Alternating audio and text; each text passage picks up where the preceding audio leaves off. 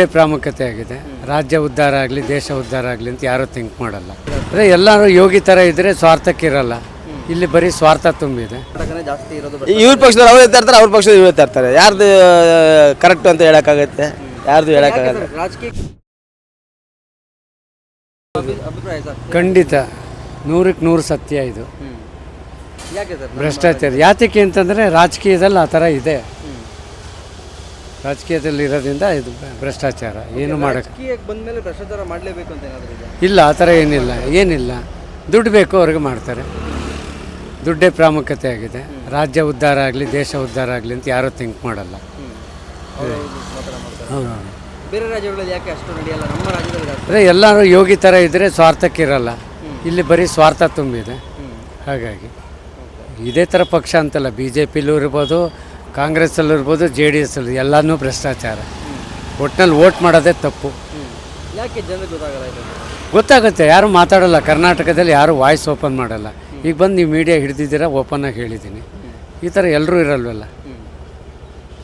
ಯಾಕೆ ರಾಜಕೀಯದಲ್ಲ ಜಾಸ್ತಿ ಇರೋದು? ಅದೇ ಹೇಳಿದ್ನಲ್ಲ, ಎಲ್ಲರೂ ದುಡ್ಡು ಮಾಡೋಕ್ಕೋಸ್ಕರ ರಾಜಕೀಯಕ್ಕೆ ಬರೋದು. ಮೊದಲೆಲ್ಲ ದುಡ್ಡು ಮನೆಯಿಂದ ತಂದು ರಾಜಕೀಯಕ್ಕೆ ಹಾಕೋರು.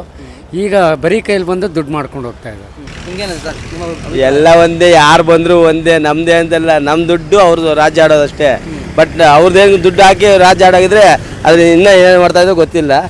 ಏನೋ ಮಾಡ್ತಾ ಇದ್ರೆ ಮಾಡ್ಕೊಂಡು ಹೋಗ್ತಾ ಇದ್ದಾರೆ, ಮಾಡಲಿ ಬಿಡಿ ಅಷ್ಟೇ. ನಿಮಗೆ ಬೇರೆ ರಾಜ್ಯಗಳಿಗಿಂತ ನಮ್ಮ ಕರ್ನಾಟಕದಲ್ಲಿ ಜಾಸ್ತಿ ಭ್ರಷ್ಟಾಚಾರ ನಡೆಯುತ್ತೆ. ಅಯ್ಯೋ, ಸುಮಾರಿದೆ. ಹೇಳ್ಕೊಂಡ್ರೆ ಜಾಸ್ತಿ ಇದೆ, ಹೇಳೋದು ಬೇಡ ಬಿಡಿ. ಅವ್ರವ್ರ ಕರ್ಮ ಅವ್ರವ್ರು ಅನುಭವಿಸ್ತಾರೆ ಅಷ್ಟೇ. ಮುಂದೆ ಬೇರೆ ರಾಜ್ಯಗಳಿಗಿಂತ ಬೇರೆ ನಾವು ಹೋಗಿಲ್ಲ, ನಮ್ಗೆ ಗೊತ್ತಿಲ್ಲ ಅದ್ರ ಬಗ್ಗೆ. ಬೇಡ, ನಮ್ಮ ಕರ್ನಾಟಕದಲ್ಲಿ ಬೇಕಾದಷ್ಟಿದೆ. ಇವರು ಅವರಂತ ಹೆಸರು ಬೇಡ, ಬೇಕಾದಷ್ಟಿದೆ.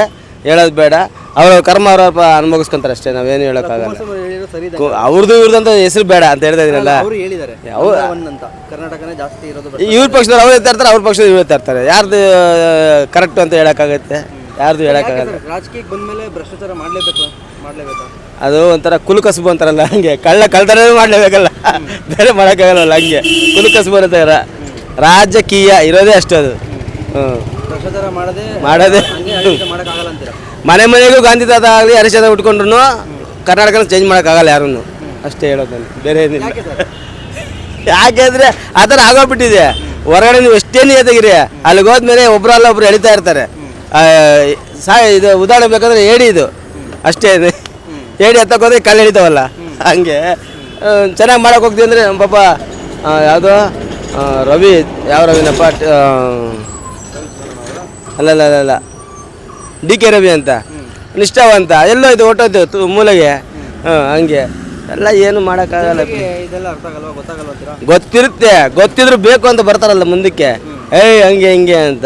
ಏನು ಮಾಡೋಕ್ಕಾಗಲ್ಲ. ದುಡ್ಡನ್ನ ತೋರಿಸ್ಬಿಡ್ತಾರೆ, ಎಲ್ಲ ಮುಚ್ಚಾಕ್ತಾರೆ ಅಷ್ಟೇ.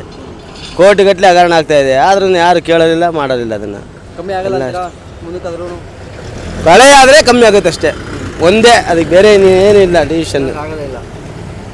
ಅವ್ರ ಮೇಲೆ ಇವ್ರ ಮೇಲೆ ಅವರು ಮಾಡ್ತಾನೆ ಇರ್ತಾರೆ ಅಷ್ಟೇ.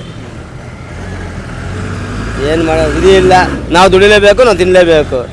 ನಿನ್ನೆ ಯಾರೊಬ್ರು ಹೇಳ್ತಾಯಿದ್ರು, ಒಕ್ಕು ಹೇಳ್ತಾರಪ್ಪ ಅದು. ಅವ್ರು ಹಂಗೆ ಬಡವನಾಗೆ ಬಿದ್ದಿರ್ತಾರೆ, ಇವ್ರು ಬೆಳ್ಕೊಂಡು ಹೋಗ್ತಾನೆ ಇರ್ತಾರೆ ಅಂತ. ಏನು ಮಾಡೋಕ್ಕಾಗುತ್ತೆ? ಅದಷ್ಟೇ. ಅದು ಬಡವನಾಗಿರೋ ಶ್ರೀಮಂತ ಇರ್ತಾನೆ. ಇದಕ್ಕೆಲ್ಲ ಪರಿಹಾರ ಅಂದರೆ ಪ್ರಳಯ ಒಂದೇ ಅಷ್ಟೇ. ಇನ್ನೇನು ಮಾಡಿದ್ರೂ ಆಗಲ್ಲ. ಲಾಸ್ಟ್ ಟೈಮು ಕೇದಾರನಾಥ, ಬದ್ರಿನಾಥ ಎಲ್ಲ ಒಂದು ಕಡೆ ಕೊಚ್ಕೊಂಡು ಹೋಯ್ತು ಎಲ್ಲ. ಹಂಗೆ ಹೋಗ್ಬೇಕು. ಸುನಾಮಿ ಆಯ್ತು ಲಾಸ್ಟ್ ಟೈಮ್ ಒಂದ್ಸಲಿ. ಆ ಥರ ಆಗಿ ಹೋಗ್ತಾಯಿದ್ರೆ ಆವಾಗ ಪ್ರಳಯ ಅದಕ್ಕೆ ಸಮ ಆಗುತ್ತೆ ಅಷ್ಟೇ. ಬೀಟ್ಲೆಸ್ ಕರ್ನಾಟಕ.